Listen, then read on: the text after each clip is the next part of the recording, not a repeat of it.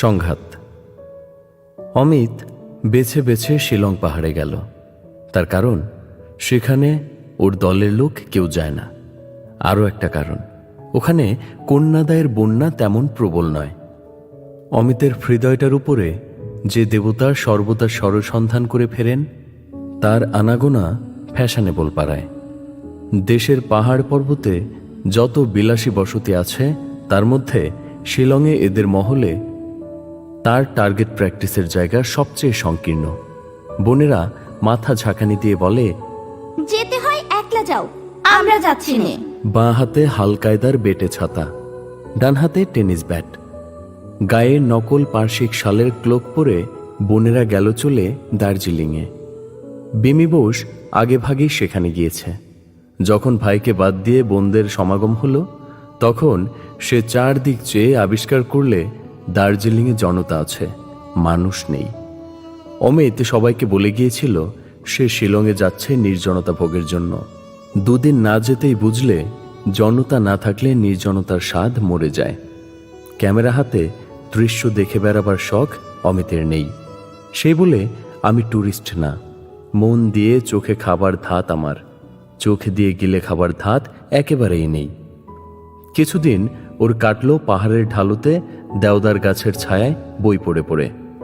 গল্পের বই ছুলে না, কেননা ছুটিতে গল্পের বই পড়া সাধারণের দস্তুর। ও পড়তে লাগল সুনীতি চাটুর্যের বাংলা ভাষার শব্দতত্ত্ব। লেখকের সঙ্গে মনান্তর ঘটবে এই একান্ত আশা মনে নিয়ে। এখানকার পাহাড় পর্বত অরণ্য ওর শব্দতত্ত্ব এবং আলস্য জড়তার ফাঁকে ফাঁকে হঠাৎ সুন্দর ঠেকে, কিন্তু সেটা মনের মধ্যে পুরোপুরি ঘনিয়ে ওঠে না। যেন কোনো রাগিনীর একঘেয়ে আলাপের মতো, ধুয়ো নেই, তাল নেই, সম নেই। অর্থাৎ ওর মধ্যে বিস্তর আছে, কিন্তু এক নেই। তাই এলানো জিনিস ছড়িয়ে পড়ে, জমা হয় না। অমিতের আপন নিখিলের মাঝখানে একের অভাবে ও যে কেবলই চঞ্চলভাবে বিক্ষিপ্ত হয়ে পড়ছে, সে দুঃখ ওর এখানেও যেমন, শহরেও তেমন। কিন্তু শহরে এই চাঞ্চল্যটাকে সে নানা প্রকারে ক্ষয় করে ফেলে। এখানে চাঞ্চল্যটাই স্থির হয়ে জমে জমে ওঠে। ঝর্ণা বাধা পেয়ে যেমন সরোবর হয়ে দাঁড়ায়, তাই ও যখন ভাবছে পালাই, পাহাড় বেয়ে নেমে গিয়ে পায়ে হেঁটে সিলেট শিলচরের ভিতর দিয়ে যেখানে খুশি, এমন সময় আষাঢ় এলো পাহাড়ে পাহাড়ে, বনে বনে, তার সজল ঘন ছায়ার চাদর লুটিয়ে। খবর পাওয়া গেল চেরাপুঞ্জির গিরিশৃঙ্গ নববর্ষার মেঘদলের পুঞ্জিত আক্রমণ আপন বুক দিয়ে ঠেকিয়েছে। এইবার ঘন বর্ষণে গিরি নির্ঝরিণীগুলোকে খেপিয়ে কলুচ্ছাড়া করবে।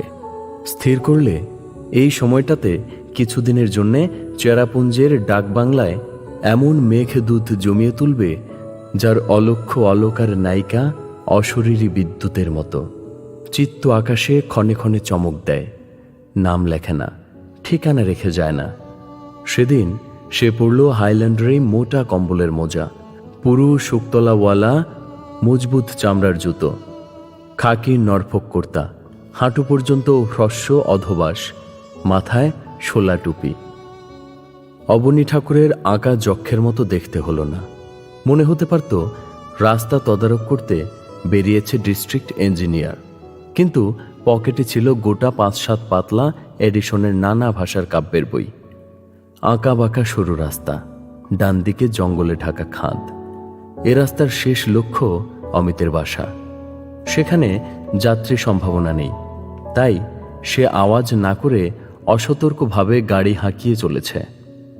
ঠিক সেই সময়টা ভাবছিল আধুনিক কালে দূরবর্তিনী প্রেয়সীর জন্যে মোটর দুধটাই প্রশস্ত।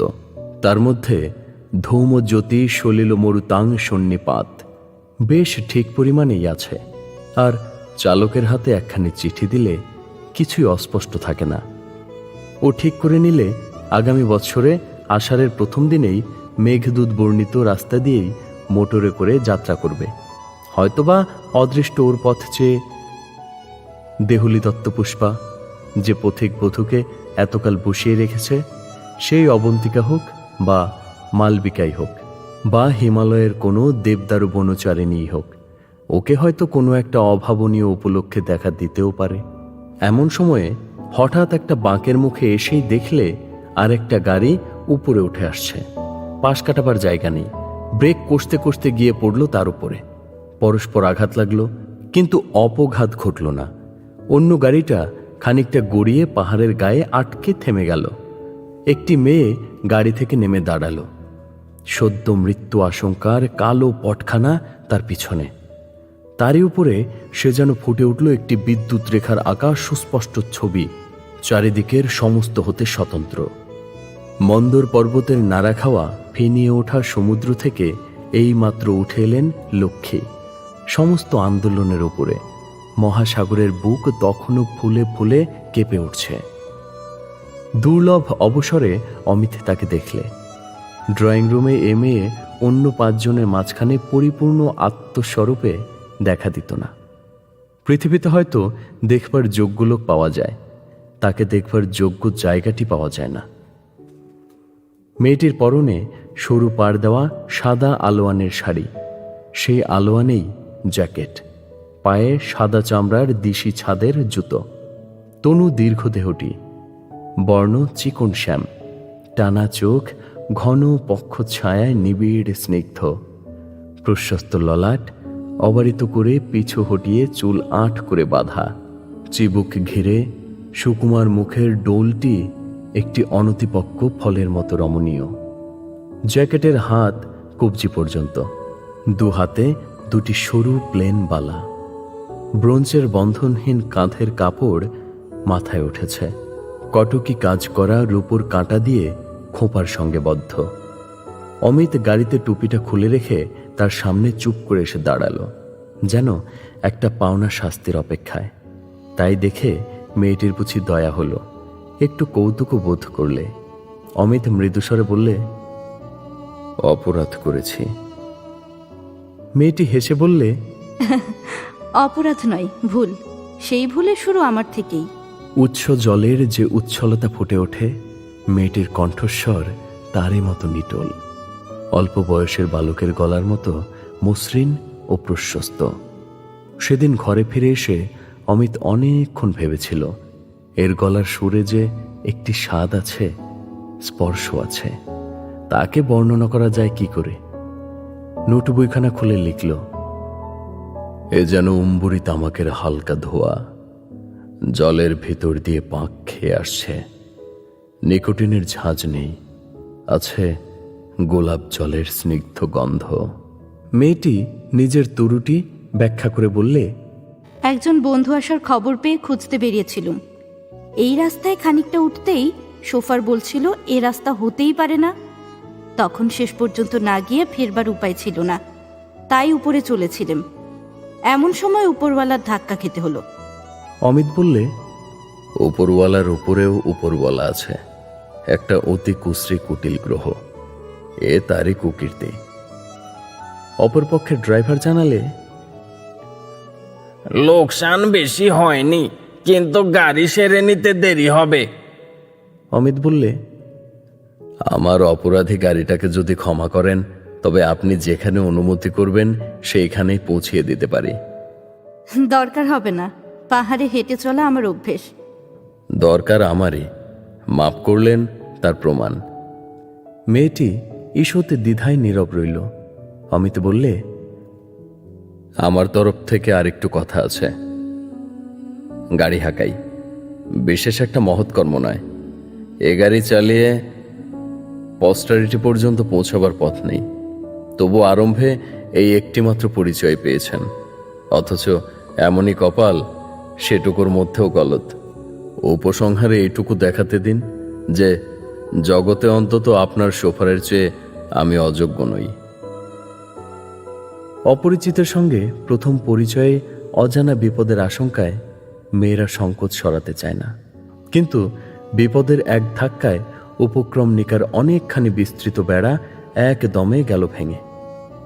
কোন দৈব নির্জন পাহাড়ের পথে হঠাৎ মাঝখানে দাঁড় করিয়ে দুজনের মনে দেখাদেখির গাঁট বেঁধে দিলে, সবুর করলে না। আকস্মিকের বিদ্যুৎ আলোতে এমন করে যা চোখে পড়ল, প্রায় মাঝে মাঝে এ যে রাত্রে জেগে উঠে অন্ধকারের পটে দেখা যাবে। চৈতন্যের মাঝখানটাতে তার গভীর ছাপ পড়ে গেল। নীল আকাশের উপরে সৃষ্টির কোন এক প্রচণ্ড ধাক্কায় যেমন সূর্য নক্ষত্রের আগুন জ্বলা ছাপ। মুখে কথা না বলে মেয়েটি গাড়িতে উঠে বসল। তার নির্দেশ মতো গাড়ি পৌঁছল যথাস্থানে। মেয়েটি গাড়ি থেকে নেমে বললে, কাল যদি আপনার সময় থাকে একবার এখানে আসবেন, আমাদের কর্তামার সঙ্গে আপনার আলাপ করিয়ে দেব। অমিতের ইচ্ছে হলো, বলে, আমার সময়ের অভাব নেই, এখনই আসতে পারি। সংকোচে বলতে পারলে না। বাড়ি ফিরে এসে ওর নোট বই নিয়ে লিখতে লাগলো। পথ আজ হঠাৎ একই পাগলামি করলে। দুজনকে দু জায়গা থেকে ছিঁড়ে এনে আজ থেকে হয়তো এক রাস্তায় চালান করে দিলে। অ্যাস্ট্রোনমার ভুল বলেছে। অজানা আকাশ থেকে চাঁদ এসে পড়েছিল পৃথিবীর কক্ষপথে। লাগলো তাদের মোটরে মোটর ধাক্কা। সেই মরণের তাড়নার পর থেকে যুগে যুগে দুজনে একসঙ্গেই চলেছে। এর আলো ওর মুখে পড়ে, ওর আলো এর মুখে। চলার বাঁধন আর ছেড়ে না। মনের ভেতরটা বলছে, আমাদের শুরু হলো যুগল চলন। আমরা চলার সূত্রে গাঁথব ক্ষণে ক্ষণে কুড়িয়ে পাওয়া উজ্জ্বল নিমেষগুলির মালা। বাধা মাইনেই বাধা খোরাকিতে ভাগ্যের দ্বারে পড়ে থাকবার জোর রইল না। আমাদের দেনা পাওনা সবই হবে হঠাৎ।